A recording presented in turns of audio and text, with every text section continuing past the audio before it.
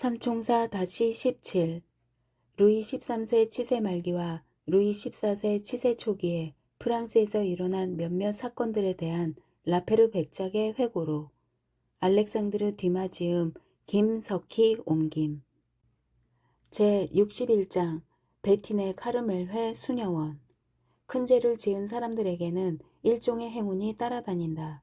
하늘의 섭리가 그들에게 넌더리를 내어 그들의 운이 다하는 순간을 지정할 때까지는 오히려 온갖 장애를 극복하고 온갖 위험을 피할 수 있다. 밀레디도 마찬가지였다. 그녀는 두 나라의 순양함들 사이를 지나 무사히 볼로뉴에 도착했다.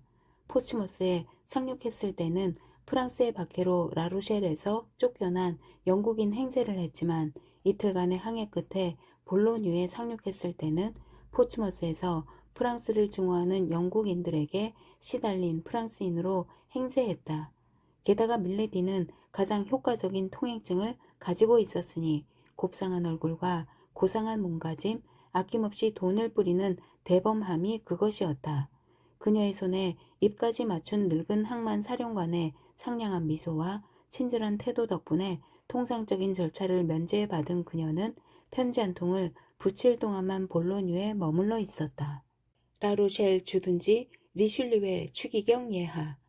예하, 안녕하세요. 버킹엄 공작은 결코 프랑스로 떠나지 못할 것입니다. 25일 저녁 볼로뉴에서 밀레디. 추신, 베티네 카르멜회 수녀원으로 가서 명령을 기다리고 있겠습니다. 실제로 밀레디는 그날 저녁에 길을 떠났다. 도중에 밤이 따라잡자 여관에 들러 잠을 잤다. 그리고 이튿날 새벽 5시에 출발하여 3시간 뒤 베틴에 도착했다. 그녀는 카르멜회 수녀원의 위치를 물어 찾아갔다. 수녀원장이 나와서 그녀를 맞이했다. 밀레디가 추기경의 명령서를 보여주자 원장은 그녀에게 방 하나를 내주고 아침 식사를 차려주었다. 이 여자의 눈에는 모든 과거가 이미 지워져 있었다. 미래를 향한 그녀의 눈에는 그 유혈 사건에 전혀 연루되지 않았으면서도 임무를 완벽하게 수행한 그녀를 위해 추기경이 내려줄 높은 지위와 재산만이 보이고 있었다. 차례로 나타나 그녀를 사로잡는 새로운 정열 때문에 그녀의 인생은 때로는 남빛을, 때로는 진홍빛을, 때로는 폭풍우의 검은빛을 반사하면서 하늘을 가로지르고 땅에는 황폐와 죽음만 흔적으로 남기는 저 구름처럼 보였다. 식사가 끝나자 원장이 그녀를 찾아왔다. 수녀원에는 소일거리가 별로 없기 때문에 이 선량한 원장은 새로 들어온 기숙생과 빨리 친해지고 싶었던 것이다. 밀레디는 원장의 환심을 사고 싶었다. 그녀처럼 언변이 뛰어난 여자에게 그것은 아주 쉬운 일이었다. 그녀는 싹싹하게 굴려고 애썼다. 그녀는 과연 능숙한 화술과 온몸에 넘쳐 흐르는 매력으로 원장의 마음을 사로잡았다. 귀족 출신인 원장은 무엇보다도 궁정 이야기를 좋아했다. 이런 외진 곳에서는 궁정 이야기를 좀처럼 들을 수 없었고 설령 궁정 이야기가 이곳까지 도달한다 해도 수녀원 담장을 넘기는 더욱 어려운 일이었다. 속세의 소음은 수녀원의 문지방에서 모두 소멸해 버렸기 때문이다. 그런데 밀레디는 지난 5, 6년 동안 줄곧 궁정에서 살았기 때문에 귀족 사회의 내막을 속속들이 알고 있었다. 그래서 프랑스 궁정의 사교 관행과 왕의 낭비벽에 관한 이야기로 대화를 시작했다. 그녀는 원장도 이름을 잘 알고 있는 궁정 귀족과 귀부인들의 추문을 이야기했고 왕비와 버킹엄의 연애도 살짝 언급하면서 조금이라도 원장에게 말을 시켜보려고 했다. 하지만 원장은 미소를 지으면서 이야기를 듣는 것으로 만족했고 밀레디의 질문에 대답도 하지 않았다. 그래도 밀레디는 원장이 그런 이야기를 무척 좋아하는 것을 알고 이야기를 계속했다. 다만 이번에는 화제를 추기경 쪽으로 돌렸다. 하지만 밀레디는 조금 난감했다. 수녀 원장이 국왕 편인지 추기경 편인지 알 수 없었기 때문이다. 그래서 그녀는 신중하게 중도 노선을 택했지만 원장은 훨씬 신중해서 손님의 입에서 추기경의 이름이 나올 때마다 고개를 숙이는 것으로 만족할 뿐 속마음을 전혀 드러내지 않았다. 밀레디는 수녀원에서 지내는 것이 몹시 따분하겠다는 생각이 들었다. 그래서 어느 쪽을 택할 것인지를 당장 알아내기 위해 위험을 무릅쓰기로 결심했다.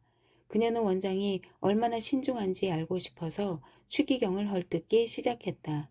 처음에는 드러나지 않게 추기경을 욕했지만 애교용 부인과 마리옹 드 로름을 비롯한 몇몇 부인과 추기경의 연애 이야기도 구체적으로 들려주었다. 원장은 더 주의 깊게 귀를 기울였고 점점 활기를 띠며 미소를 지었다. 됐어. 밀레디는 속으로 생각했다. 내 허튼 소리에 흥미를 보이는 걸 보면 추기경 편이긴 해도 열렬한 지지자는 아니야. 이어서 밀레디는 추기경이 적들을 어떻게 박해했는지에 대한 이야기로 화제를 돌렸다. 원장은 성호를 그었을 뿐 밀레디의 말에 찬송하지도 불만을 표시하지도 않았다.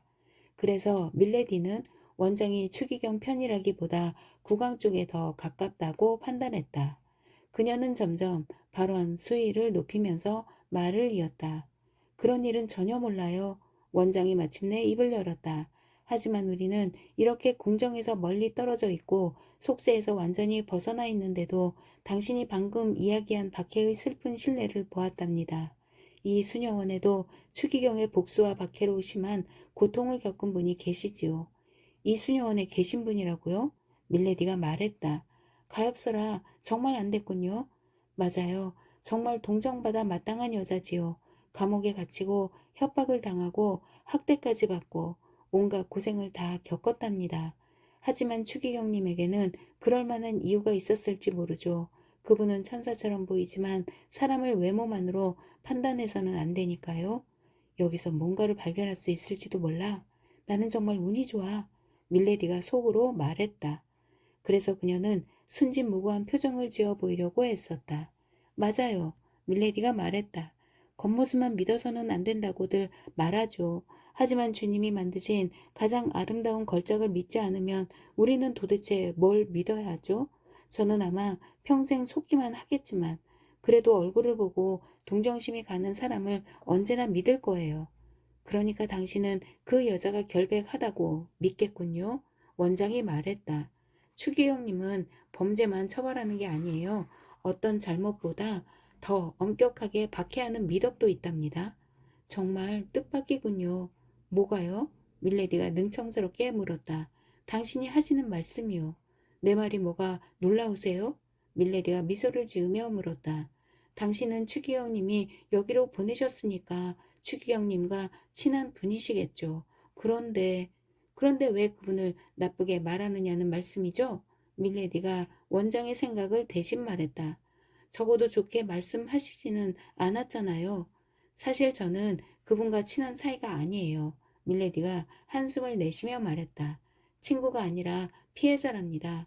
하지만 당신이 가져온 그분의 편지는 그건 나를 가두어 두라는 명령서죠. 나중에 부하들을 시켜 나를 여기서 끌어낼 거예요.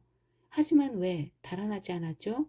제가 어디로 가겠어요? 추기경님의 손이 닿지 않는 곳은 이 세상 어디에도 없어요.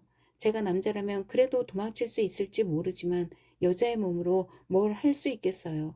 여기 계시다는 그 젊은 여자도 달아나려고 했나요? 아니요. 하지만 그 여자는 경우가 좀 달라요. 내 생각에 그 여자가 프랑스에 남아있는 건 사랑 때문인 것 같아요.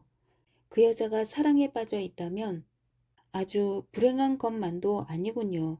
밀레디가 한숨을 내쉬며 말했다. 원장은 점점 흥미를 느낀 듯 밀레디를 바라보며 말했다. 그러면 당신도 역시 박해당한 분인가요? 예. 원장은 새로운 생각이 떠오른 것처럼 불안한 눈으로 잠시 밀레디를 바라보았다. 당신은 설마 우리의 거룩한 신앙의 적은 아니겠죠? 수녀 원장이 더듬거리며 물었다. 제가요? 밀레디가 외쳤다. 제가 신교도냐고요? 오, 아니에요. 저는 우리를 신문하시는 하느님을 증인으로 불러서 제가 열렬한 카톨릭 신자라는 것을 입증해 보이겠어요. 그렇다면 원장이 미소를 지으면서 말했다. 안심하세요. 이곳은 가혹한 감옥도 아니고 우리는 당신이 편안하게 지내실 수 있도록 최선을 다할 테니까요. 게다가 여기 머물고 있는 그 젊은 여자는 궁정의 음모 때문에 박해를 받고 있나 봐요. 아주 친절하고 우아한 분이랍니다. 이름이 뭐죠? 키티라는 이름인데 아주 높으신 분이 맡기셨어요. 성은 알아보려고도 하지 않았어요. 키티! 밀레디가 외쳤다. 정말인가요? 이름이 정말 키티냐고요? 틀림없어요. 혹시 아는 분이세요?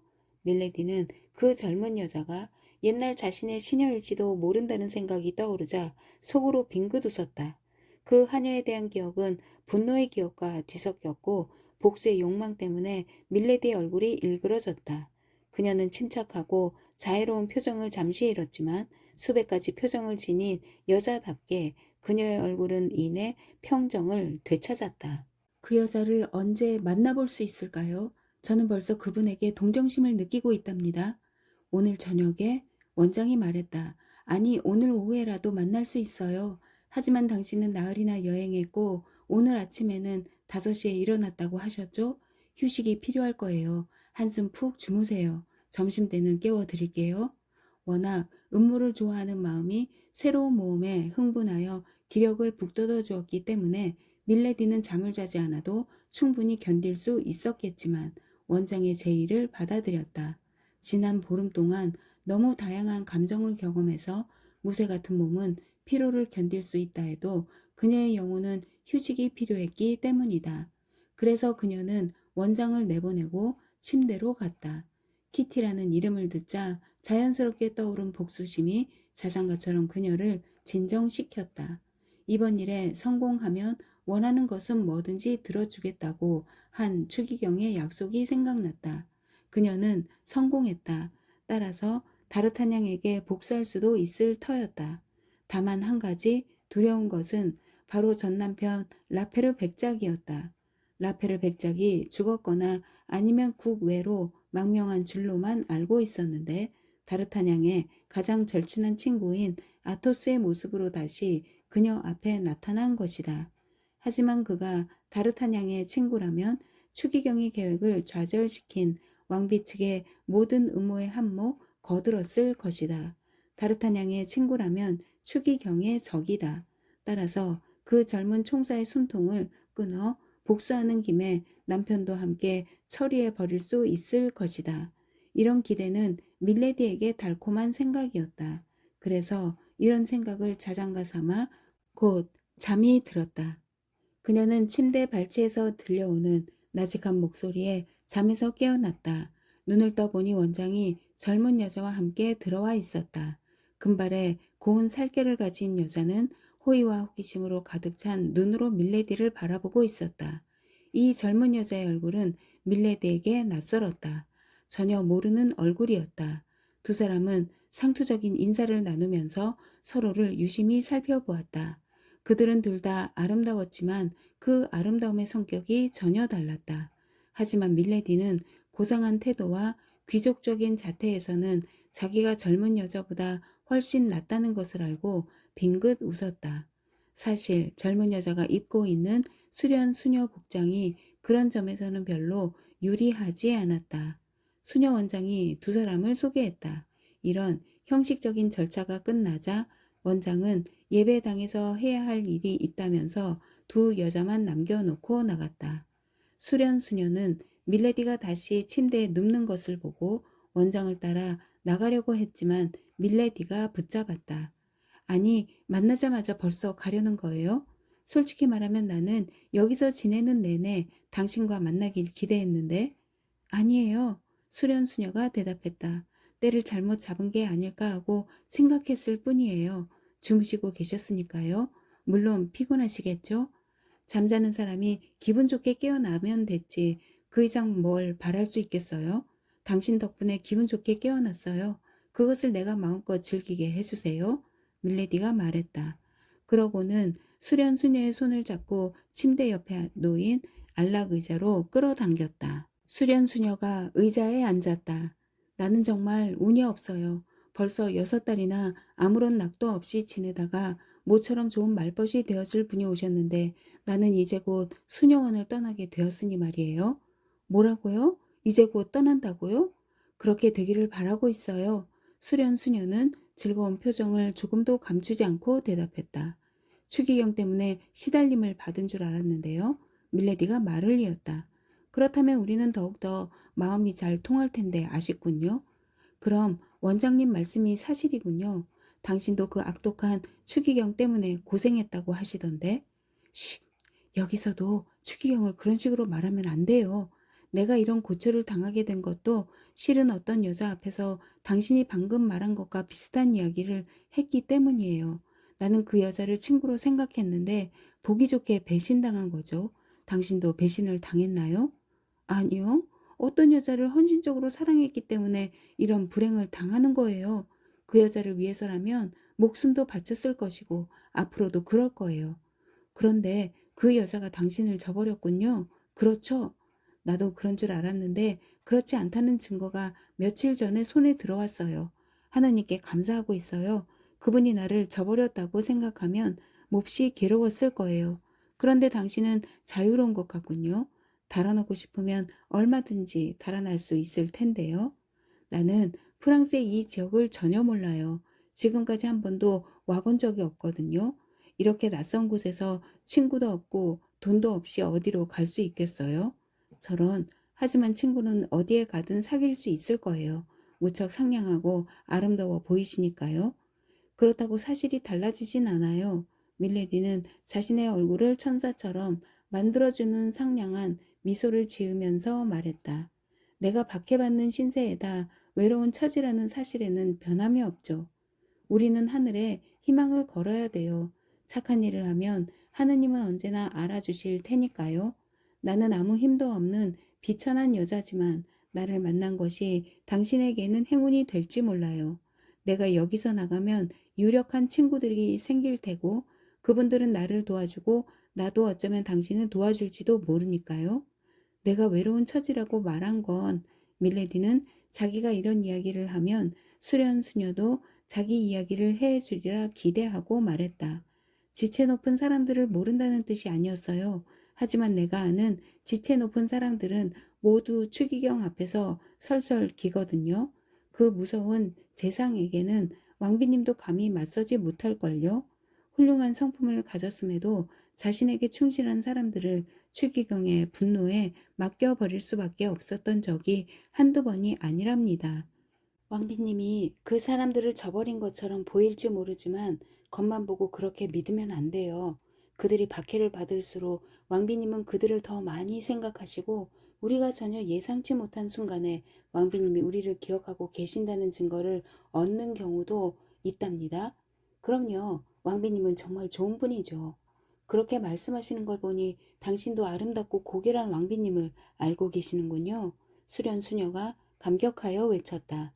바꿔 말하면 궁지에 몰린 밀레디가 말을 받았다.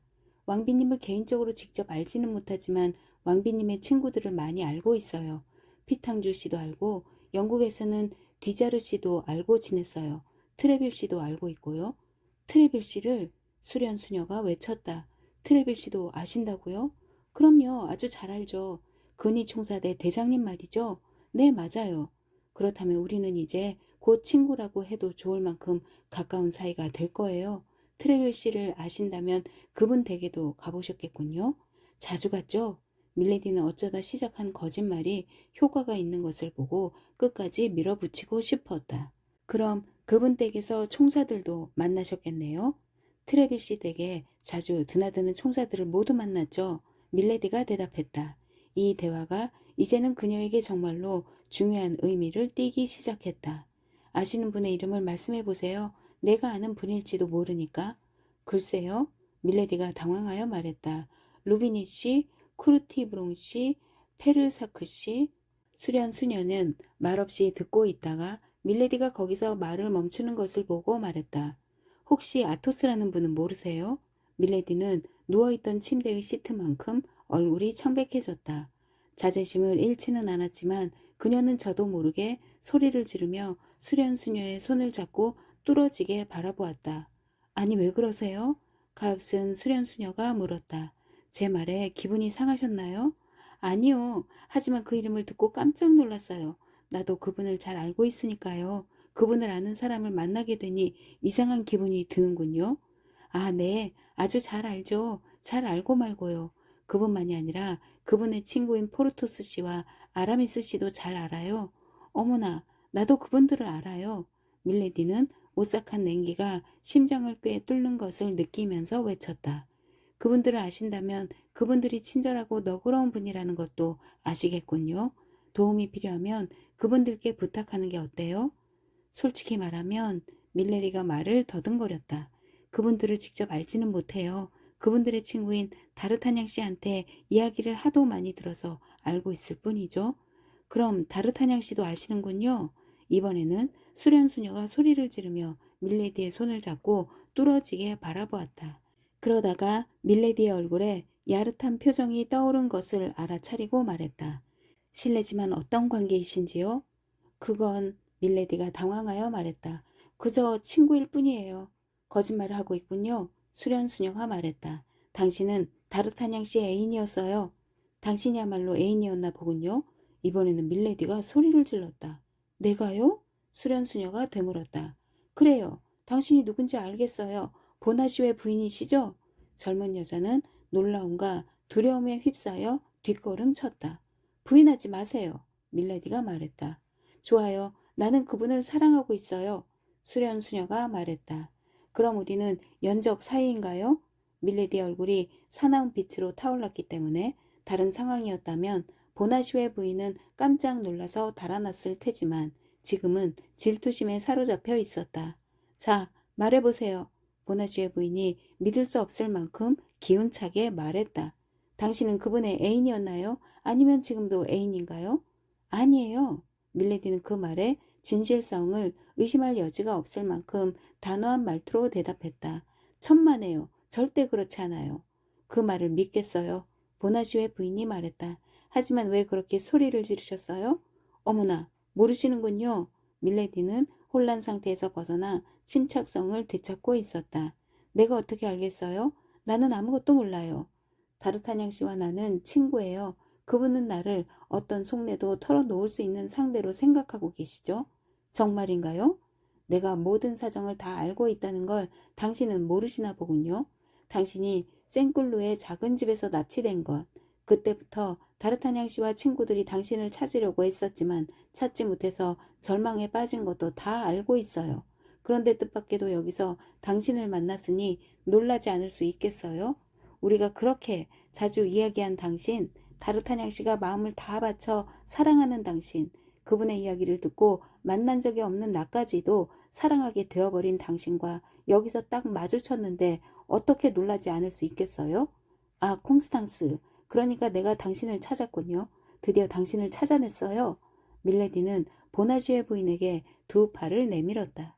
보나시오의 부인은 밀레디의 말에 넘어가 조금 전까지만 해도 연적으로 여겼던 여자를 진실하고 헌신적인 친구로 생각하게 되었다.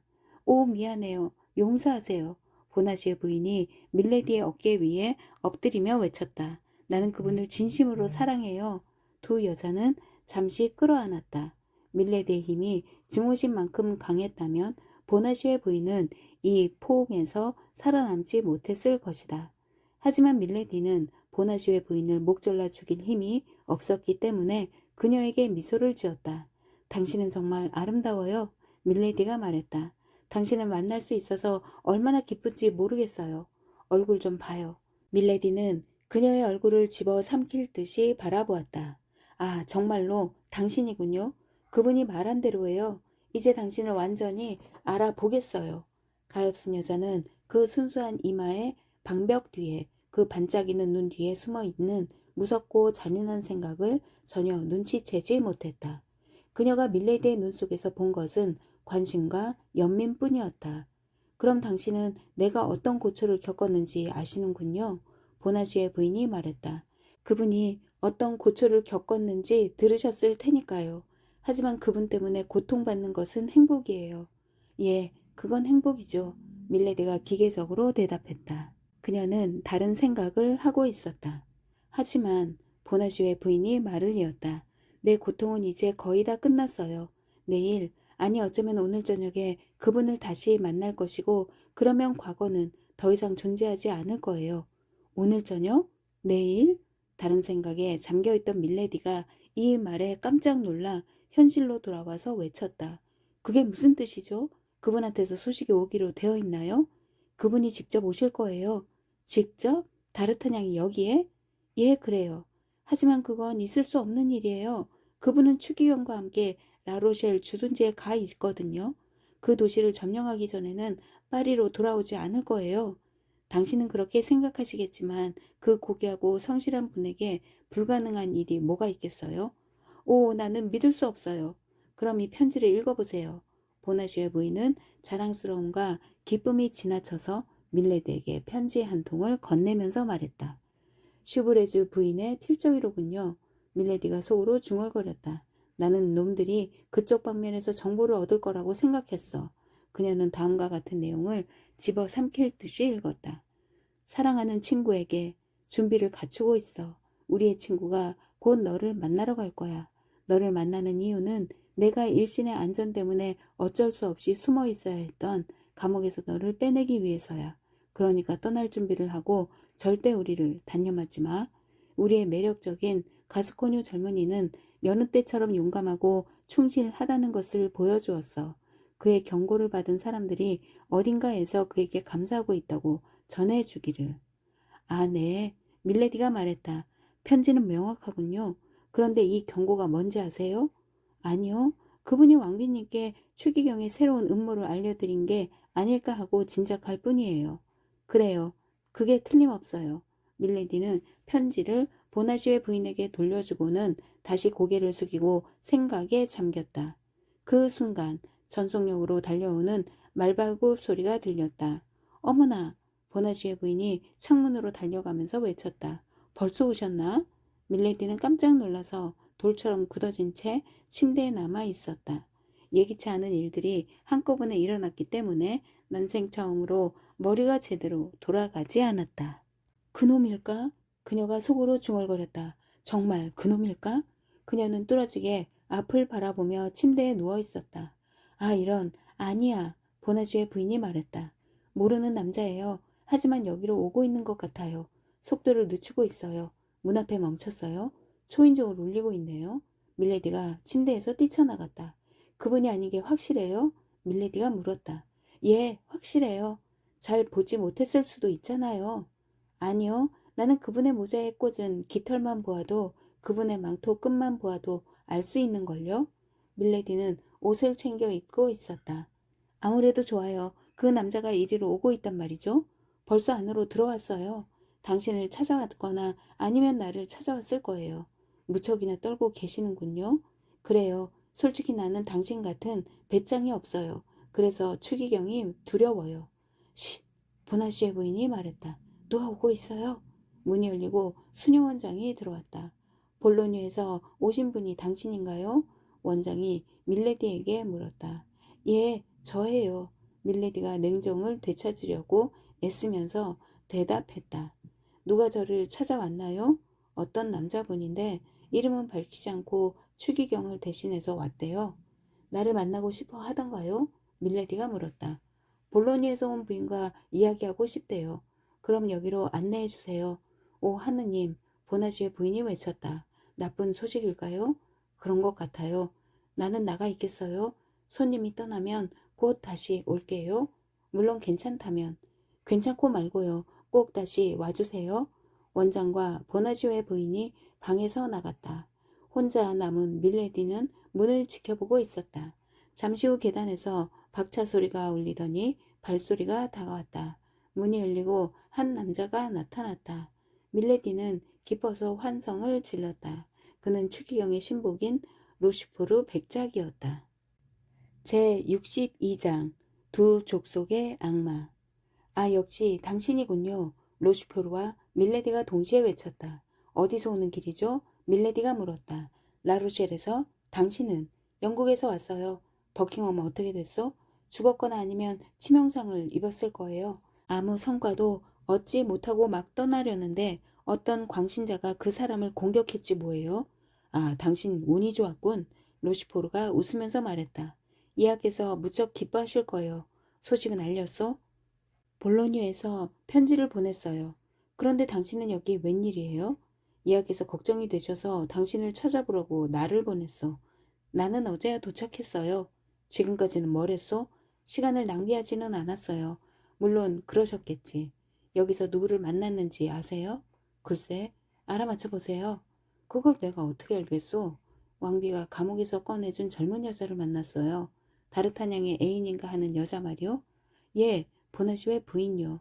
그 여자가 어디 숨어 있는지는 추기경님도 모르고 계셨거든요. 첫 번째 행운과 좋은 짝을 이루는 두 번째 행운이군. 추기경님은 정말 운이 좋다니까. 그 여자를 여기서 만나다니 내가 얼마나 놀랐는지 짐작이 가세요? 그 여자는 당신을 압니까? 아니요. 그럼 당신을 낯선 사람으로 여기겠군? 밀레디가 빙긋 웃었다. 그 여자한테 나는 둘도 없는 친구가 됐는걸요?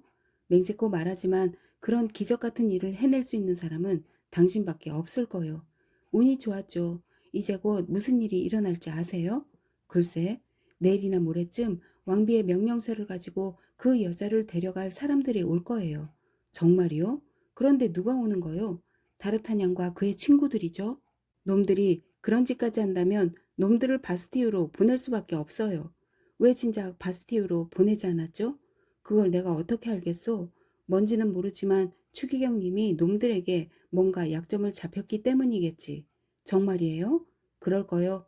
그렇다면 추기경님께 이렇게 말씀드리세요. 콜롬비의 루즈 여관에서 우리가 나눈 대화를 그 네 사람이 엿들었고 추기경님이 떠난 뒤 그중 하나가 위층으로 올라와서 추기경님이 내게 주신 통행증을 강제로 빼앗아 갔다는 것, 내가 영국으로 건너간다는 것을 윈터 경에게 미리 알렸다는 것, 목걸이 사건 때와 마찬가지로 이번에도 놈들 때문에 하마터면 임무가 실패로 끝날 뻔했다는 것, 그 네 사람 중에 정말로 조심해야 할 상대는 다르타냥과 아토스 뿐이라는 것. 아라미스는 슈브레즈 부인의 애인인데 우리가 그의 비밀을 알고 있으니까 살려두면 쓸모가 있으리라는 것. 포르토스는 멋이나 부리는 얼빠진 맵시꾼에다 미련한 녀석이므로 조금도 염려할 필요가 없다는 것을 말씀드리세요. 하지만 그들은 지금 라로셸 포이전에 참가하고 있을 텐데 나도 그런 줄 알았어요. 그런데 보나시웨 부인이 슈브레즈 부인한테 받은 편지를 경솔하게도 내게 보여주었지 뭐예요. 그걸 보고 그 네 사람이 보나시웨 부인을 빼내기 위해 이리로 오고 있다고 믿게 되었죠. 제기랄, 우리는 어떻게 해야 좋겠소? 추기경님은 나에 대해 뭐라고 하시던가요? 서면이나 구두로 당신의 보고를 받으면 역마차를 타고 돌아오라고 하셨소. 그리고 당신이 한 일을 아신 뒤에 다음 명령을 내리겠다고? 그럼 나는 여기 남아 있어야겠군요. 여기나 이 근처에 머물러야 하오. 나를 데려가 주실 수는 없나요? 천만에. 추기경님의 명령은 명료합니다. 주둔지 근처에서는 당신을 알아보는 사람이 있을지도 몰라요. 당신이 있으면 추기경님께 누를 끼치게 될 염려가 있어요. 더구나 영국에서 그런 사건이 일어난 직후니까 더욱 그렇소. 추기경님의 소식을 어디서 기다릴 것인지 그것만 나한테 미리 알려주시오. 그래야 연락이 필요할 때 당신을 찾아갈 수 있을 테니까. 아무래도 여기 계속 머무를 수는 없을 것 같아요. 왜죠? 내 적들이 언제 들이닥칠지 모르잖아요. 그렇군. 하지만 그렇게 되면 그 여자가 추기경님 손에서 벗어나게 되지 않겠소? 염려 마세요. 밀레디가 그녀 특유의 미소를 지으면서 말했다. 내가 그 여자의 둘도 없는 친구라고 했잖아요. 아, 그랬지. 그럼 그 여자에 관해서는 추기경님께 뭐라고 안심하셔도 된다고 전해주세요. 그것뿐이요? 그렇게 말씀드리면 무슨 뜻인지 아실 거예요. 당연히 그러시겠지. 이제 나는 어떻게 할까요? 지금 당장 여기를 떠나세요. 당신이 가서 보고할 소식들은 서두를 가치가 있으니까요. 내 마차는 릴리의 마을에 들어오자마자 부서져 버렸소. 잘 됐군요. 뭐라고? 잘 됐다고요? 그래요. 당신 마차가 마침 필요하거든요. 그럼 나는 어떻게 가라고? 말을 타고 가세요. 말하기는 쉽지만 거리가 1000km요. 그게 무슨 문제가 되죠? 아무것도 아니요. 그 밖에 또 릴리의 마을을 지나갈 때 마차를 보내주세요. 하인더러 내 지시에 따르라는 명령과 함께. 알았소. 추기 형님한테 받은 명령서는 지니고 있겠지요? 정권을 위임받았소. 그걸 순영원장에게 보여주고 오늘이나 내일 누군가가 나를 찾아올 거라고 나는 당신 이름으로 찾아오는 사람과 함께 떠나야 한다고 말하세요. 알았소. 원장 앞에서는 나를 함부로 대해야 해요. 잊지 마세요. 그건 왜? 나는 추기경님의 희생자처럼 행세하고 있어요. 보나시의 부인을 안심시킬 필요가 있으니까요. 그렇군. 자, 그럼 그동안 있었던 일을 보고서로 작성해 주겠소? 구두로 다 얘기했잖아요. 당신은 기억력이 좋으니까 내 말을 그대로 전하세요. 종이는 잃어버릴 수도 있어요. 맞는 얘기요. 이젠 어디 가면 당신을 다시 찾을 수 있는지 그것만 알려주시오. 쓸데없이 여기저기 찾아다니지 않도록. 그렇군요. 잠깐만 기다리세요. 지도가 필요합니까? 아니요. 난 이 고장을 훤히 알고 있어요. 그래요? 언제 와본 적이 있어? 여기서 자랐어요. 그래요? 자란 고향은 무엇에든 쓸모가 있게 마련이죠. 그럼 어디서 기다리겠소? 잠깐만 생각을. 아, 그래. 아르망띠에르가 좋겠어요. 아르망띠에르? 그게 어디요? 리스 강변에 있는 작은 도시예요. 강 하나만 건너면 외국 땅이죠. 완벽하군.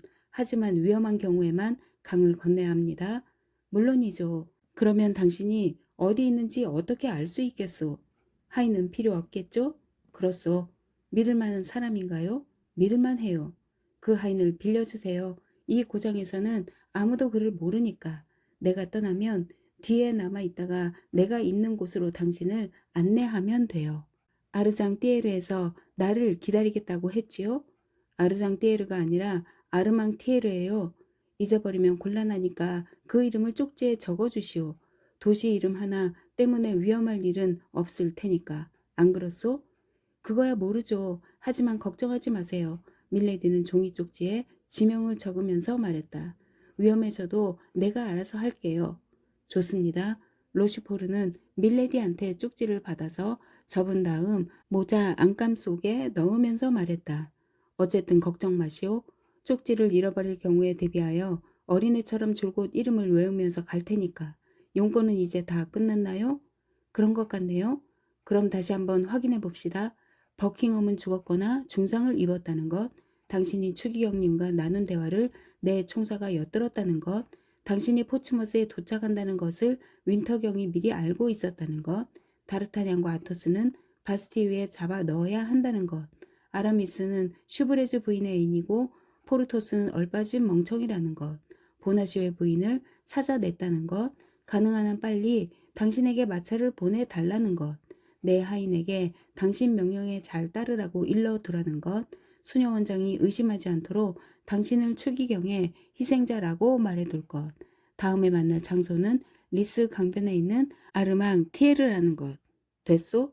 정말로 기억력이 좋으시군요. 이왕 하는 김에 한 가지만 더. 뭡니까? 수녀원 정원 근처에 아주 예쁜 숲이 있어요.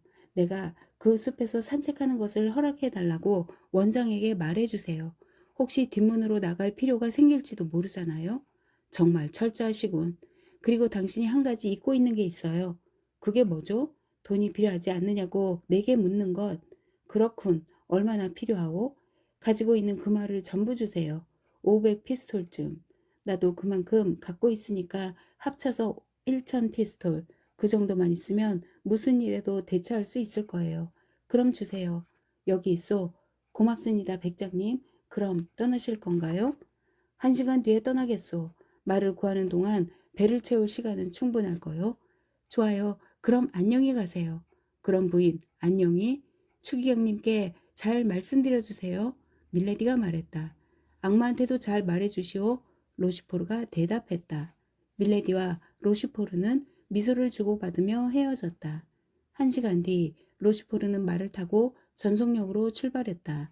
5시간 뒤에 그는 아라스를 지나고 있었다.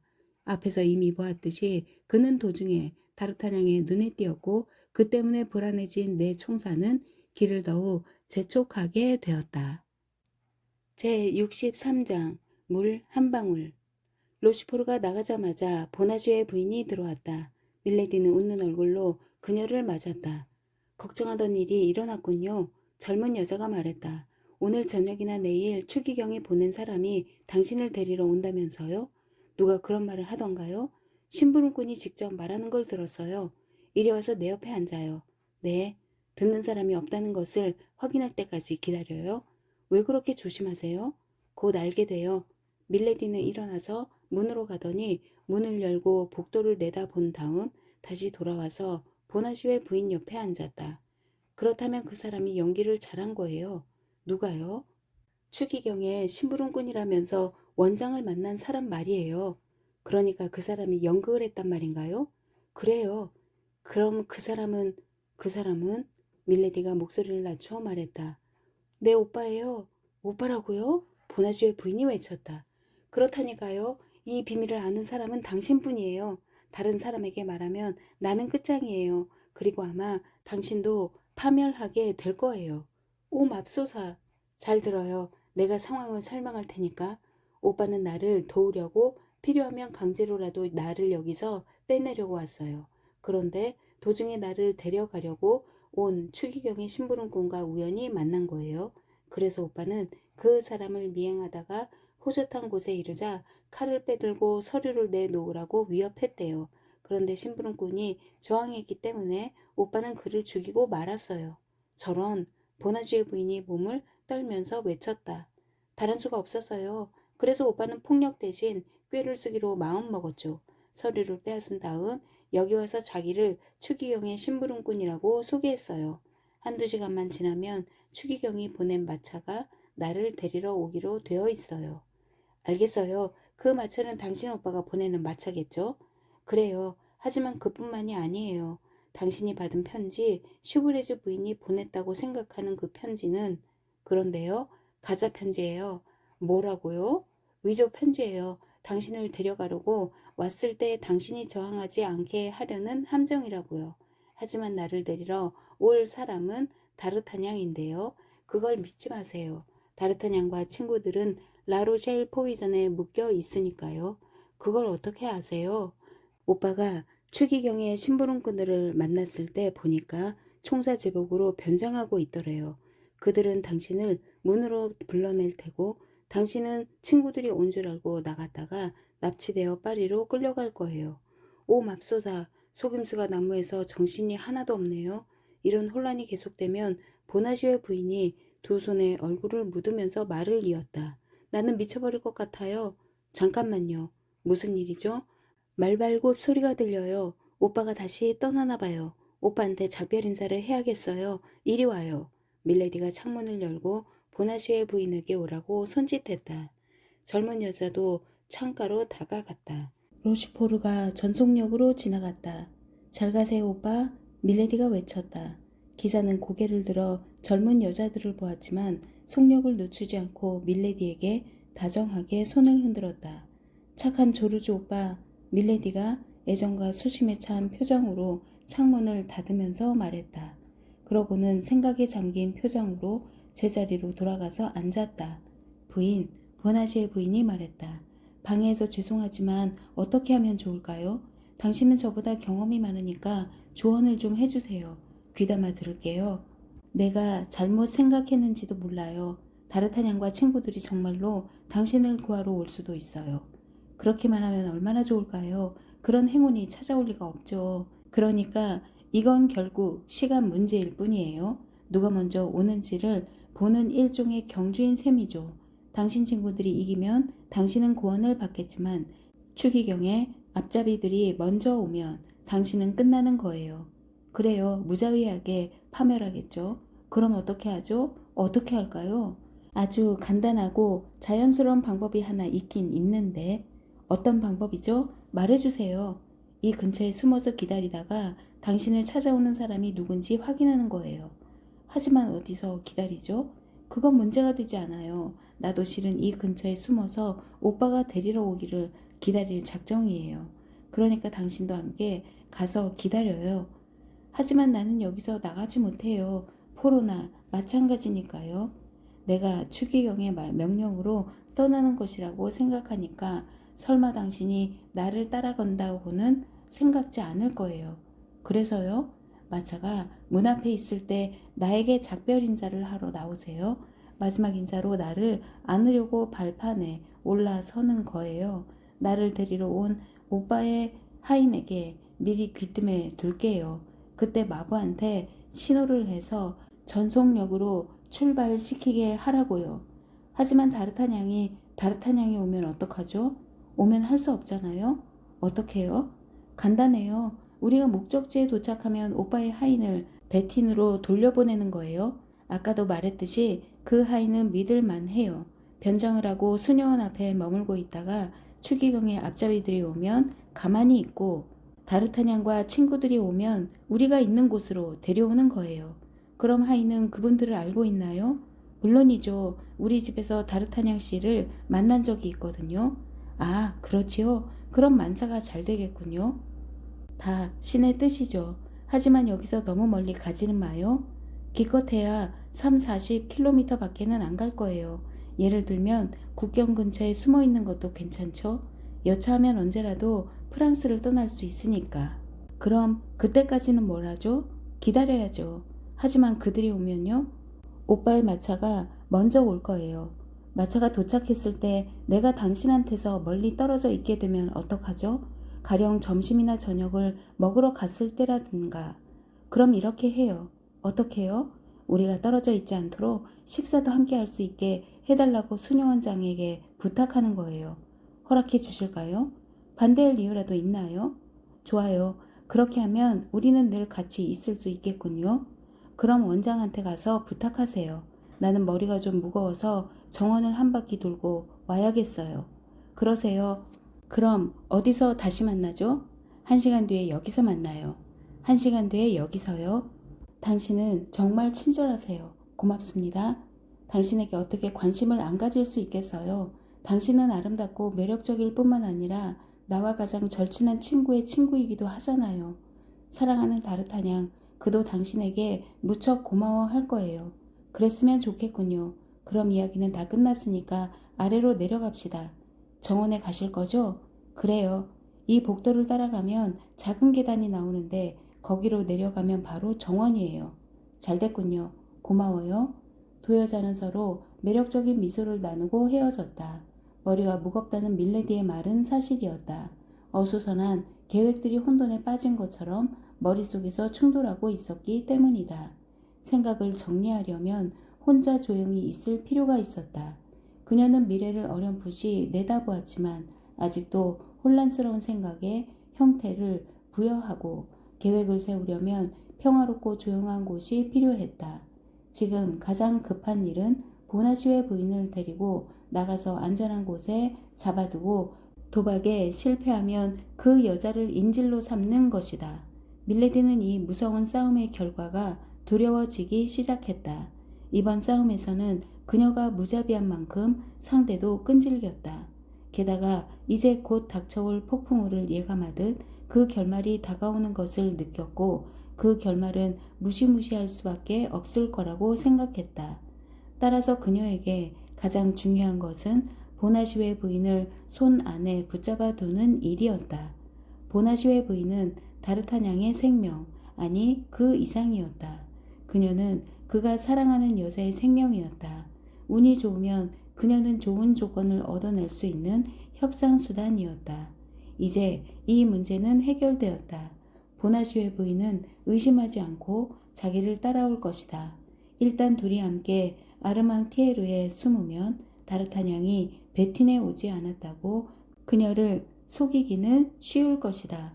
기껏해야 2주만 버티면 로시포르가 돌아올 테고 게다가 그동안 그녀는 내 총사에게 복수할 방법을 찾아낼 것이다. 그녀 같은 성격의 여자에게 가장 즐거운 오락은 멋진 복수를 완수하는 것이다. 그런 오락을 즐길 수 있을 테니까. 다행히 따분하지는 않을 것이다. 그녀는 이런 생각에 잠겨있는 동안에도 주위를 둘러보며 정원의 지형을 머릿속에서 정리했다. 밀레디는 훌륭한 장군 같아서 승리와 패배를 동시에 내다보고 전투의 승산에 따라 전진하거나 후퇴할 준비를 하고 있었다. 1시간 뒤 밀레디는 그녀를 부르는 상냥한 목소리를 들었다. 보나시웨 부인이었다.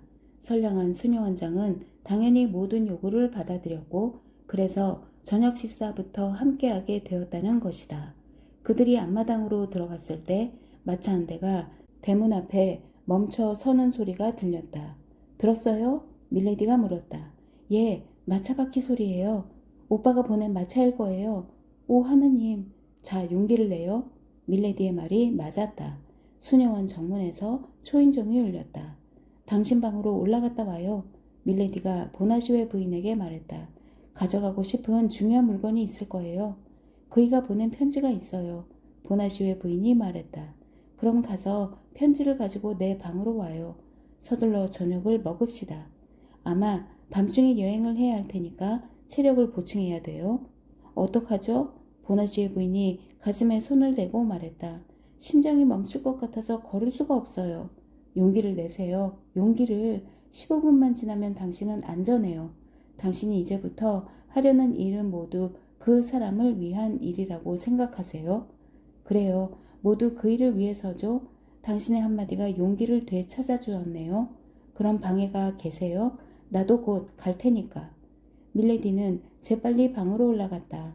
로슈포르의 하인이 기다리고 있었다. 밀레디는 그에게 몇 가지 지시를 내렸다.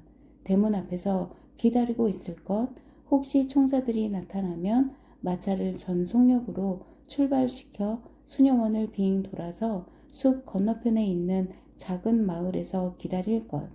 그럴 경우 밀레디는 정원을 가로질러 마을까지 걸어갈 작정이었다. 앞에서도 말했듯이 밀레디는 이 고장을 훤히 알고 있었다. 총사들이 나타나지 않으면 약속한 대로 일이 진행될 터였다. 보나시오의 부인이 작별 인사를 한다는 핑계로 마차에 오르면 그대로 데려갈 것이다. 그때 보나시오의 부인이 들어왔다. 밀레디는 그녀에게 남아있을지도 모르는 의심을 완전히 없애기 위해 그녀 앞에서 하인에게 지시의 마지막 부분을 되풀이했다. 이어서 밀레디는 마차에 대해 몇 가지 질문을 했다. 그것은 3마리의 말이 끄는 사륜마차였고 마부가 따로 딸려 있었다. 로슈포르의 하인은 마차 앞에서 그들을 이끌게 될 터였다. 보나시오의 부인이 의심할지도 모른다는 밀레디의 걱정은 기우였다. 젊은 여자는 가엾게도 너무 순진해서 상대가 딴 마음을 먹고 있으리라고는 꿈에도 생각지 않았다. 게다가 수녀 원장에게 들은 윈터 백작 부인이라는 이름은 한 번도 들어본 적이 없었고 한 여자가 그녀의 삶에 불행을 가져오는데 그렇게 중요하고 숙명적인 역할을 했으리라고는 상상도 하지 못했다. 하인이 나가자 밀레디가 말했다. 보다시피 모든 준비가 끝났어요. 원장은 아무 의심도 하지 않고 추기경의 사람들이 나를 데리러 온 줄로만 알고 있어요. 방금 나간 하인이 마지막 지시를 내릴 거예요. 뭘 좀 먹고 포도주도 한 모금 마시고 떠납시다. 그래요. 밀레디가 맞은편에 앉으라는 손짓을 했다. 그리고 그녀에게 스페인 포도주를 한 잔 따라주고 닭고기 가슴살을 접시에 덜어주었다. 보세요. 밀레디가 보나시오의 부인에게 말했다. 모든 상황이 우리를 돕고 있어요. 어둠이 깔리고 있고 동틀녘이면 우리는 이미 피난처에 도착해 있을 거예요. 그리고 우리가 어디에 있는지는 아무도 눈치채지 못할 거예요. 자, 용기를 내요. 그리고 뭘 좀 먹어요. 보나시오의 부인은 건성으로 음식을 몇 입 먹고 술잔에 입술을 댔다. 자, 밀레디가 술잔을 입술로 가져가면서 말했다. 나처럼 해봐요. 하지만 술잔을 입으로 가져가던 그녀의 손이 허공에 멈추었다. 멀리서 이쪽으로 다가오는 말발굽 소리 같은 것이 희미하게 들렸기 때문이다. 그와 거의 동시에 말들의 울음소리도 들린 것 같았다. 폭풍우 소리가 달콤한 잠을 깨우듯 이 소리는 기쁨에 잠겨 있던 밀레디를 깨웠다. 그녀는 얼굴이 창백해져서 창문으로 달려갔다. 보나시오의 부인은 부들부들 떨면서 일어나 쓰러지지 않으려고 의자에 몸을 기댔다. 아직은 아무것도 보이지 않았고 점점 가까이 다가오는 말발굽 소리만 들릴 뿐이었다. 오 하느님, 보나시오의 부인이 말했다. 저 소리는 뭐죠? 우리의 친구거나 아니면 적이겠죠. 밀레디가 무서울 만큼 냉정하게 말했다. 당신은 거기 꼼짝 말고 있어요. 내가 가서 보고 올 테니까. 보나시오의 부인은 석상처럼 창백해진 얼굴로 말도 없이 우두커니 서 있었다. 소리가 점점 커졌다. 이제 말들은 기껏해야 100걸음밖에 떨어져 있지 않을 것이다. 그런데도 아직 모습이 보이지 않는다면 그것은 길이 구부러져 있기 때문이었다. 하지만 소리가 아주 또렷해서 말이 몇 마리인지도 셀 수 있을 정도였다. 밀레디는 모든 주의력을 집중하여 그쪽을 바라보았다. 아직 사람을 알아볼 수 있을 만큼은 밝았다. 금빛으로 화려하게 장식한 모자와 펄럭이는 깃털이 길 모퉁이를 돌아서 나타났다. 말 탄 사람이 2명, 이어서 5명, 마지막으로 8명으로 늘어났다. 그중 한 사람은 다른 사람들보다 4, 5미터 앞서 달려오고 있었다. 밀레디는 숨죽인 소리로 으르렁거렸다. 선도에서 달려오는 사람이 다르타냥인 것을 알아보았기 때문이다. 오 맙소사, 하느님, 보나시의 부인이 외쳤다. 누구죠? 추기경의 친위대 제복이에요. 머뭇거릴 시간이 없어요. 어서 달아나야 해요. 달아나야 해요. 그래요. 어서 달아나요. 보나시의 부인도 밀레디의 말을 되풀이했지만 한 걸음도 떼어놓을 수가 없었다. 공포 때문에 그 자리에 얼어붙어 버린 것이다. 말 탄 사람들이 창문 아래를 지나가는 소리가 들렸다.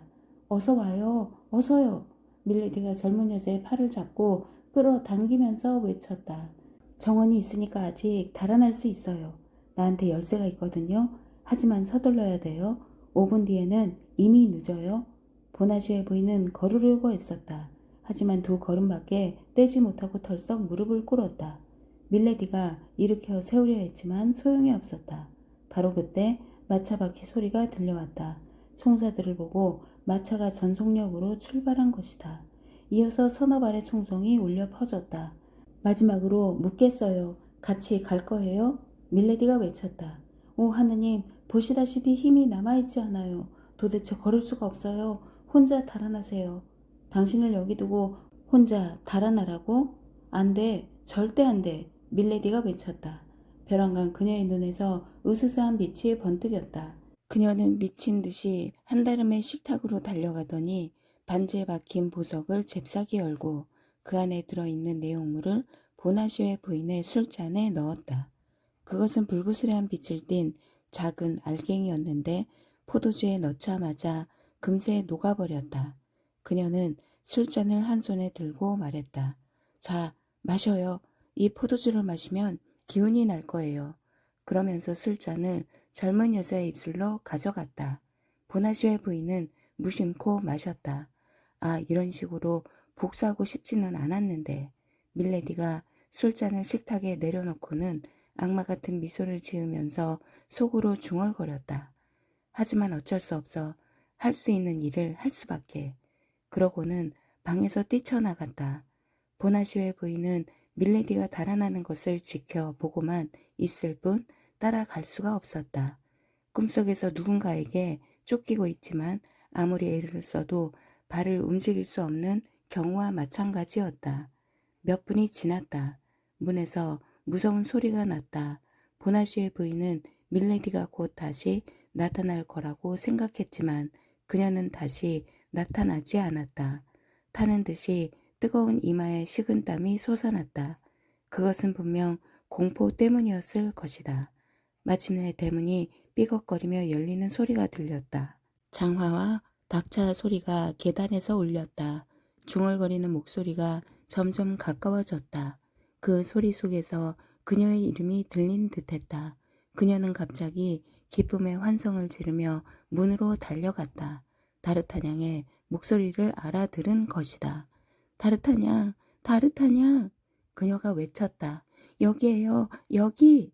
콩스탕스, 콩스탕스! 젊은이가 대답했다. 어디요? 바로 그때 문이 열렸다기보다 충격으로 떨어져 나갔다. 여러 사람이 방으로 뛰어 들어왔다. 보나시오의 부인은 안락 의자에 쓰러진 채 꼼짝도 하지 못했다. 다르타냥은 아직도 연기를 내고 있는 권총을 손에 쥐고 있었지만 그것을 옆으로 내던지고 애인 앞에 무릎을 꿇었다. 아토스는 권총을 다시 허리띠에 끼웠다. 칼을 빼들고 있던 포르토스와 아라미스는 칼을 다시 칼집에 넣었다. 오 다르타냥, 내 사랑하는 다르타냥, 마침내 오셨군요. 거짓말이 아니었군요. 정말 당신이에요. 콩스탕스, 우리는 다시 만났습니다. 그 여자는 당신이 안 오실 거라고 했지만 저는 남몰래 기대를 걸고 있었어요. 나는 달아나고 싶지 않았어요. 오, 내 생각이 옳았어요. 아, 정말 행복해요. 조용히 앉아있던 아토스가 그 여자라는 말에 벌떡 일어났다. 그 여자? 그 여자가 누굽니까? 다르타냥이 물었다. 제 친구예요. 저에 대한 우정으로 저를 박해자들의 손에서 구해주려고 했어요. 당신들을 추기경의 친위대원으로 잘못 알고 방금 여기서 달아났어요. 당신 친구라고? 다르타냥이 애인의 하얀 베일보다 더 창백해진 얼굴로 외쳤다. 어떤 친구를 말하는 겁니까? 대문 앞에 있던 마차의 주인인데 당신과 잘 아는 사이라고 하던데요. 당신이 모든 것을 다 털어놓고 이야기한 여자예요. 이름이 뭐죠? 다르타냥이 외쳤다. 이름을 모르세요? 알고 있어요. 누군가가 말하는 걸 들었는데 잠깐만요. 이상해요. 왜 이러죠? 머리가 어지러워요. 앞이 안 보여요. 도와주세요. 손이 얼음장같이 차가워요. 다르타냥이 외쳤다. 아픈가 봐요. 맙소사 의식을 잃었어. 포르토스가 목청껏 소리를 질러 도움을 청하는 동안 아라미스는 물잔을 가지러 식탁으로 달려갔다. 하지만 아토스의 얼굴이 무섭게 변하는 것을 보고 걸음을 멈추었다. 식탁 옆에 서 있는 아토스가 머리털이 곤두선 채 망연자실한 표정으로 유리잔 하나를 뚫어지게 바라보고 있었다. 무언가 무서운 의혹에 사로잡혀 있는 듯했다. 오, 아니야. 아토스가 말했다. 설마 그럴 리가. 도저히 있을 수 없는 일이야. 이런 죄를 하느님이 허락하실 리가 없어. 물, 물! 다르타냥이 외쳤다. 물을 가져오세요. 오, 가엾은 여자. 아토스가 갈라진 목소리로 중얼거렸다. 보나시오 부인은 다르타냥의 입맞춤에 다시 눈을 떴다. 깨어났어요. 젊은이가 외쳤다. 오, 하느님 감사합니다.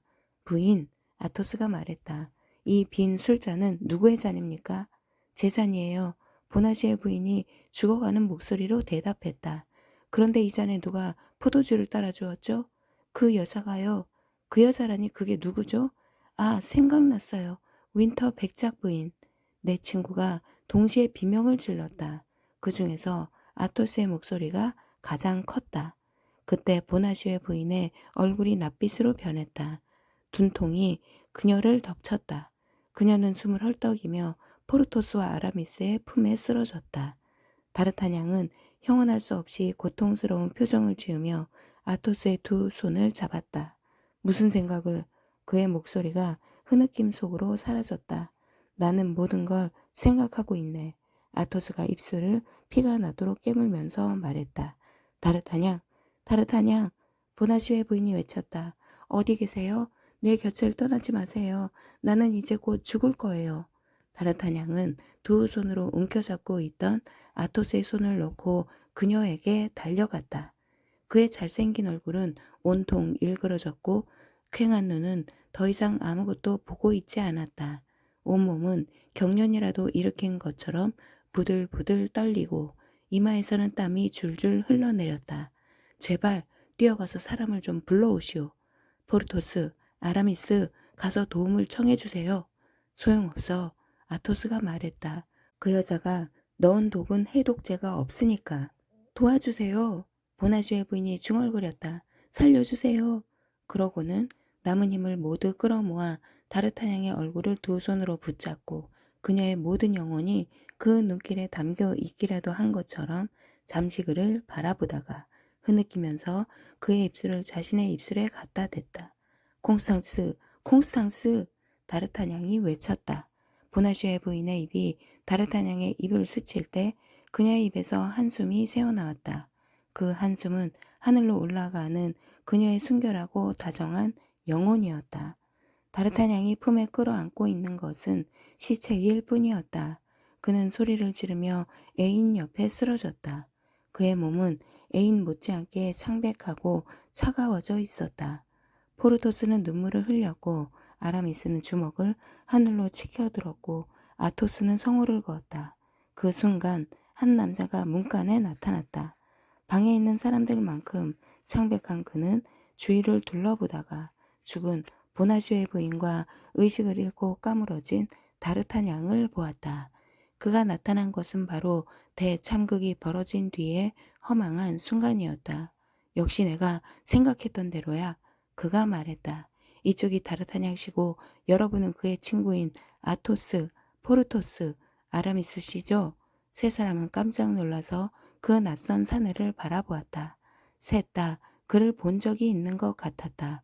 여러분, 새로 나타난 사내가 말을 이었다. 여러분도 나처럼 한 여자를 찾고 계시죠? 그 여자는 이곳을 지나간 게 분명하군요. 이렇게 시체가 있는 것을 보니 틀림없어요.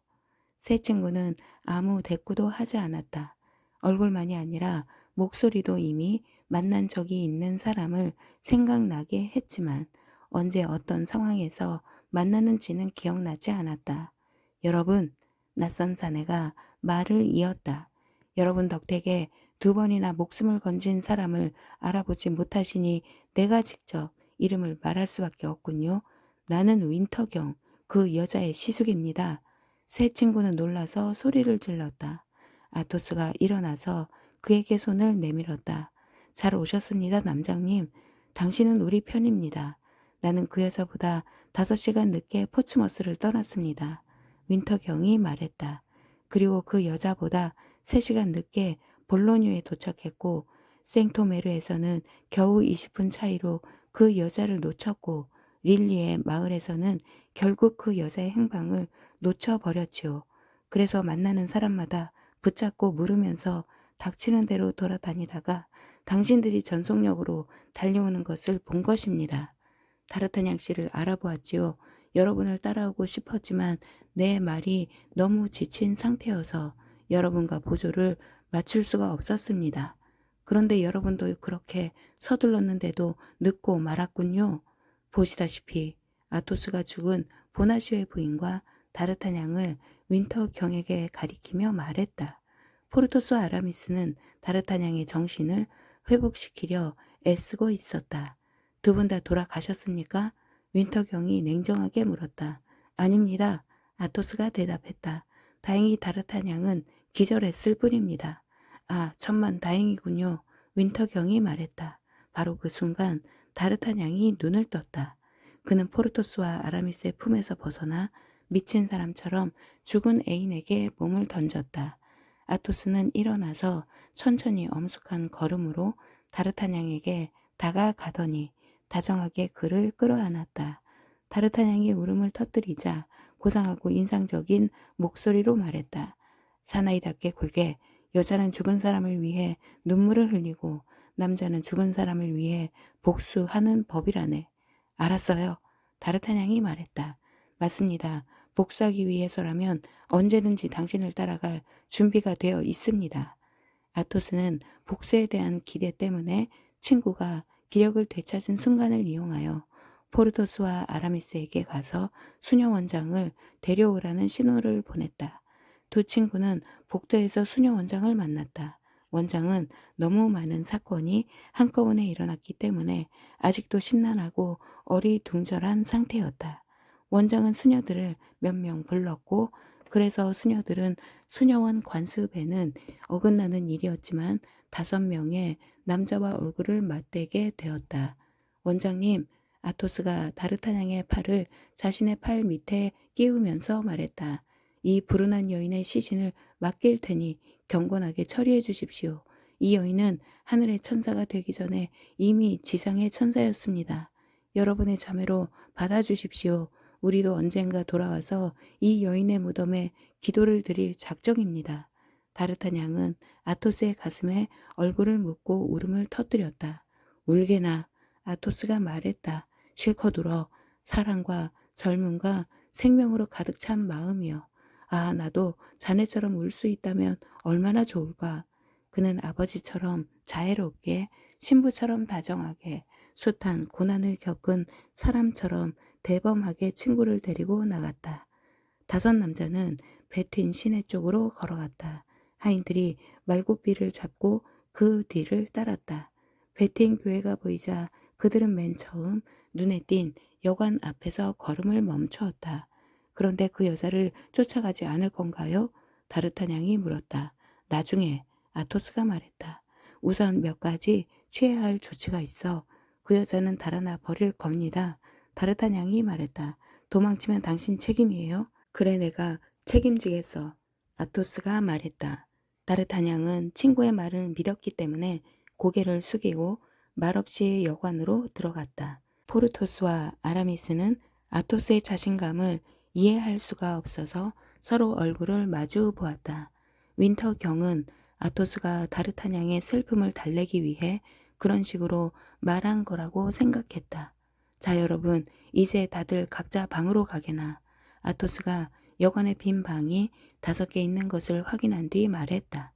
다르타냥은 울어야 하니까 혼자 있을 필요가 있고 자네들은 잠을 자야 돼. 걱정 말게. 내가 다 알아서 할 테니까. 하지만 윈터경이 말했다. 백작 부인에게 어떤 조치를 취해야 할 거라면 나하고도 관계가 있습니다. 그 여자는 내 제수니까요. 하지만 그 여자는 내 아내입니다. 아토스가 말했다. 다르타냥이 몸을 떨었다.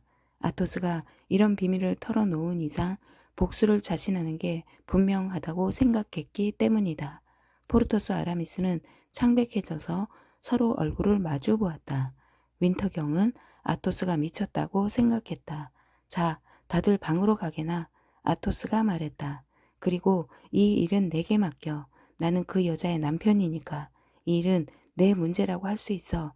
다르타냥, 그 남자의 모자에서 떨어진 종이 쪽지, 지명이 적힌 그 쪽지 말인데 혹시 잃어버리지 않았다면 이리 주게. 아, 다르타냥이 말했다. 이젠 알겠어요. 그 지명은 그 여자가 직접 쓴 거였지요. 그러니까 자네도 알겠지. 하늘에는 하느님이 계시다는 걸. 제64장 붉은 망토의 사나이. 아토스의 절망은 농축된 슬픔에 굴복했고 그것은 그의 뛰어난 정신력을 더욱 명석하게 해주었다. 그는 자기가 한 약속과 스스로 떠맡은 책임에만 몰두하여 맨 마지막으로 자기 방에 들어갔다. 그는 여관 주인에게 이 지방의 지도를 갖다 달라고 부탁했다. 그리고 지도를 들여다보며 조사한 끝에 베틴에서 아르망티에르로 가는 길이 4갈래 있다는 것을 알고 하인들을 불렀다. 플랑셰, 그리모, 무스크통, 바쟁이 모여 아토스한테 명료하고 정확하고 엄격한 명령을 받았다. 이튿날 새벽에 출발하여 각자 다른 길을 따라 아르망티에르로 간다. 4명 중에 가장 머리가 좋은 플랑셰는 내 총사의 총격을 받은 마차가 로시포르의 하인과 함께 사라진 길을 따라간다. 아토스가 하인들을 먼저 내보낸 것은 그들이 총사들을 모시게 된 이후 각자 다른 장점을 보여주었기 때문이다. 그리고 하인들은 행인을 붙잡고 질문해도 주인보다 의심을 덜 받고 상대방은 그들에게 더 많은 호의와 동정심을 보여준다. 마지막으로 밀레디는 주인들의 얼굴을 모두 알고 있지만 하인들의 얼굴은 알지 못했다. 반면에 하인들은 밀레디를 아주 잘 알고 있었다. 내 하인은 이튿날 11시에 지정된 장소에 모인다. 밀레디의 은신처를 발견한 경우에는 3사람은 남아서 밀레디를 감시하고 나머지 1사람은 베틴으로 돌아와 아토스에게 알리고 내 총사를 안내하는 역할을 맡는다. 일단 이런 계획이 세워지자 내 하인도 각자 방으로 물러갔다. 아토스는 의자에서 일어나 칼을 차고 망토로 몸을 감싼 다음 여관 밖으로 나갔다. 밤 10시 경이었다. 시골에서는 밤 10시면 인적이 거의 끊겼다. 그렇지만 아토스는 자신의 질문에 대답할 수 있는 사람을 찾고 있었다. 마침내 행인 하나를 만나자 다가가서 말을 걸었다.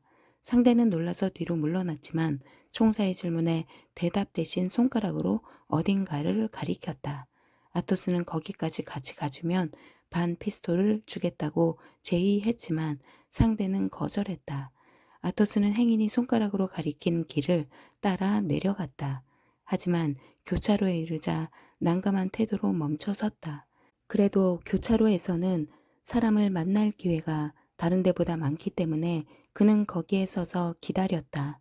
과연 잠시 후에 야경꾼이 지나갔다. 아토스는 처음 만난 사람에게 했던 질문을 그에게 되풀이했다. 야경꾼도 첫 번째 사람과 똑같은 두려움을 드러내며 역시 아토스와 동행하기를 거절하고 아토스가 가야 할 길을 손으로 가리켰다. 아토스는 야경꾼이 가리킨 방향으로 걸어가서 그가 친구들과 함께 이 도시에 들어온 방향과는 반대쪽 변두리에 이르렀다. 거기서 그는 또다시 불안하고 당황한 태도를 보이며 3번째로 멈춰 섰다. 때마침 거지 하나가 지나가다가 아토스에게 다가와 동냥을 구했다. 아토스는 목적지까지 동행해주면 1에퀴를 주겠다고 말했다. 거지가 잠깐 망설이더니 어둠 속에서 반짝이는 은하를 보고는 마음을 굳히고 앞장서서 걷기 시작했다. 길 모퉁이에 이르자 거지가 멀리 떨어져 있는 외딴 집을 가리켰다. 쓸쓸하고 우중충해 보이는 작은 집이었다. 아토스는 그 집으로 다가갔고 거지는 약속한 돈을 받더니 황급히 달아나 버렸다. 아토스는 그 집을 한 바퀴 돈 뒤에야 붉은색으로 칠한 출입문을 찾아냈다.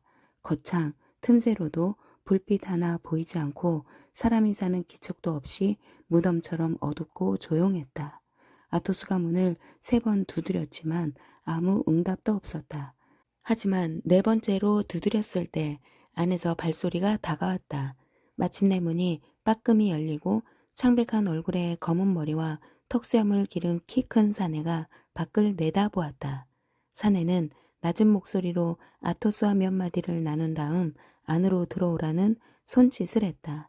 아토스는 재빨리 안으로 들어갔다. 그러자 뒤에서 문이 닫혔다. 아토스가 이렇게 멀리까지 찾으러 와서 간신히 찾아낸 사내는 아토스를 실험실로 안내했다. 여기서 그는 덜그럭거리는 해골을 철사로 이어 맞추는 일을 하느라 바빴다. 몸통 부분은 벌써 조립되어 있고 두개골만 탁자 위에 놓여 있었다. 실내에 있는 가재 도구들은 집주인이 자연과학자라는 것을 보여주었다. 뱀이 가득 들어있는 유리병에는 종류에 따라 꼬리표가 붙어 있었다. 말린 도마뱀들은 검은 나무로 만든 커다란 틀 속에서 에메랄드처럼 반짝이고 있었다. 향기로운 들풀 다발들이 천장에 매달려 있었는데 보통 사람들은 알지 못하는 효능을 가진 약초임이 분명했다. 게다가 가족이나 하인도 없이 사내는 이 집에 혼자 살고 있었다. 아토스는 방금 묘사한 물건들을 차갑고 무심한 눈으로 둘러보았다. 그리고 사내가 앉으라고 권하자 곁에 놓인 의자에 앉았다. 그는 찾아온 이유를 설명하고 어떤 도움이 필요한지도 이야기했다. 하지만 그가 요구 사항을 말하자마자 총사 앞에 서 있던 사내는 공포에 질린 표정으로 뒷걸음치면서 거절했다. 그러자 아토스는 주머니에서 작은 종이를 꺼냈다. 그 종이에는 2줄의 글이 적혀 있고 서명과 날인까지 되어 있었다. 그는 이 종이를 너무 성급하게 반감을 드러낸 사내에게 내밀었다. 사내는 종이에 적힌 2줄의 글을 읽고 서명과 날인을 확인하더니 총사에게 허리를 굽혀 절했다. 더 이상 이 의가 없으며 명령에 따를 준비가 되어 있다는 뜻이었다. 아토스도 더 이상은 아무것도 요구하지 않았다. 그는 일어나서 인사하고 밖으로 나와 왔던 길을 되짚어 여관으로 돌아가서 자기 방에 틀어박혔다.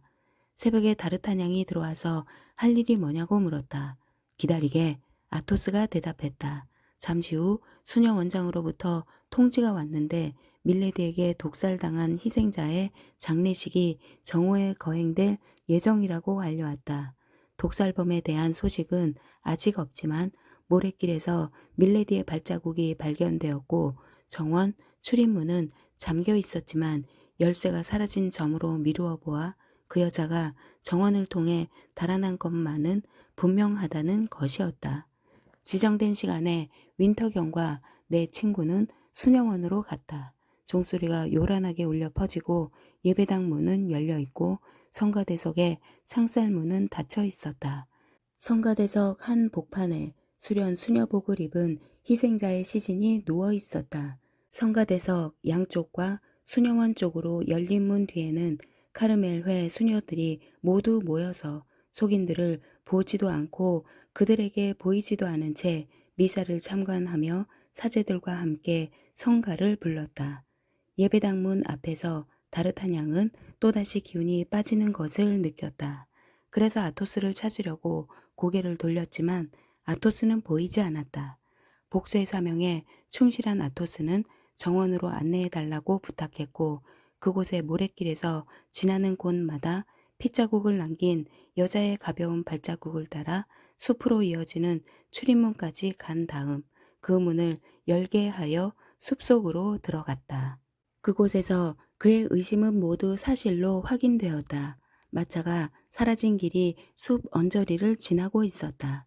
아토스는 땅바닥을 살펴보면서 잠시 그 길을 따라갔다. 마차와 동행한 남자가 상처를 입었는지 아니면 말이 다쳤는지 길에 피자국이 점점이 이어져 있었다. 3km 남짓 더 가자 페스티베르에서 30m 밖에 떨어지지 않은 곳에 조금 커다란 핏자국이 나타났다. 그리고 땅바닥이 말 발굽으로 짓뭉개져 있었다. 이곳과 숲 사이 짓뭉개진 땅바닥보다 조금 위쪽에서 아토스는 정원에서 본 것과 똑같은 작은 발자국을 다시 발견했다. 마차가 멈춰선 곳이었다. 바로 이곳에서 밀리디는 숲에서 나와 마차에 올라탔을 것이다. 아토스는 자신의 의심을 뒷받침해준 이 발견에 만족해하면서 여관으로 돌아갔다. 그가 도착해서 보니 플랑쉐가 초조하게 그를 기다리고 있었다. 모든 것이 아토스가 예상한 대로였다. 마차가 달린 길을 따라갔던 플랑쉐도 아토스와 마찬가지로 핏자국을 발견했고 말들이 멈춰선 장소도 알아보았다. 하지만 그는 아토스보다 더 멀리까지 추적하여 페스티베르 마을로 들어가자 어느 주막에서 술을 마시면서 정보를 입수했다. 굳이 질문할 필요도 없이 어젯밤 8시 반쯤 사륜마차로 여행하는 귀부인을 수행하던 남자가 부상 때문에 더 이상 가지 못하고 여기서 쉬고 있다는 사실을 알아냈다. 숲속에서 도적들을 만나는 바람에 사고를 당했다고 둘러댄 모양이었다. 다친 남자는 마을에 남았고 여자는 말을 바꿔 여행을 계속했다. 플랑쉐는 사륜마차를 몰았던 마부를 찾으러 가서 그를 발견했다. 마부는 여자를 프로멜까지 태워다 주었고 여자는 프로멜에서 아르망티에르로 떠났다고 했다. 플랑쉐는 들판을 가로질러 아침 7시에는 이미 아르망티에르에 도착해 있었다. 그곳에는 여관이 하나밖에 없었다. 역참을 겸한 곳이었다. 플랑쉐는 그곳에 가서 일자리를 찾고 있는 하인으로 행세했다. 여관 사람들과 이야기를 시작한 지 10분도 지나기 전에 어젯밤 11시에 여자가 혼자 도착해서 방을 잡고는 여관 주인을 불러 이 동네에서 한동안 머물고 싶다고 말했다는 것을 알았다. 플랑쉐는 더 이상 알아낼 필요가 없었다. 그가 약속 장소로 달려가 보니 시간을 잘 지키는 새 하인도 이미 와 있었다. 플랑쉐는 여관의 모든 출입구에 그들을 보초로 세워놓고 아토스를 만나러 돌아왔던 것이다. 아토스가 플랑쉐의 보고를 다 들었을 때 새 친구가 들어왔다. 모두 우울하고 긴장한 얼굴이었다. 아라미스의 온화한 얼굴까지도 예외가 아니었다. 뭘 해야 하죠? 다르타냥이 물었다. 기다리게 아토스가 대답했다. 그들은 각자 방으로 물러갔다. 저녁 8시에 아토스가 말에 안장을 얹으라는 명령을 내리고 윈터경과 친구들에게 떠날 준비를 하라고 알렸다. 순식간에 5명이 모두 준비를 마쳤다. 그들은 각자 무기를 점검하고 정비했다. 아토스가 내려가 보니 다르타냥은 벌써 말에 올라타서 초조하게 기다리고 있었다. 조금만 더 기다리게 아토스가 말했다. 아직 한 사람이 모자라. 내 기사는 놀라서 주위를 둘러보았지만 아무리 머리를 쥐어짜도 모자라다는 한 사람이 누구인지 알 수가 없었다. 그때 플랑쉐가 아토스의 말을 끌고 왔다. 총사는 사뿐히 안장에 올라탔다. 내가 돌아올 때까지 기다리게 아토스가 말했다. 곧 돌아올 테니까. 그는 전속력으로 출발했다. 15분 뒤 아토스가 복면을 쓰고 붉은 망토를 걸친 사내와 함께 돌아왔다. 윈터 경과 새 총사는 서로 묻는 듯한 눈길로 마주보았지만 아무도 궁금증을 풀어주지 못했다. 아무도 그 사내가 누구인지 몰랐기 때문이다. 하지만 그 일이 아토스의 명령에 따라 진행되고 있으므로 그럴 만한 까닭이 있을 거라고 생각했다. 9시에 작은 기마 행렬은 플랑쉐의 안내로 출발하여 사륜마차가 갔던 길을 따라갔다. 여섯 남자가 각자 생각에 잠긴 채 절망처럼 우물하고 보복처럼 냉혹한 얼굴로 말없이 말을 달리는 모습은 보기에도 음산한 광경이었다.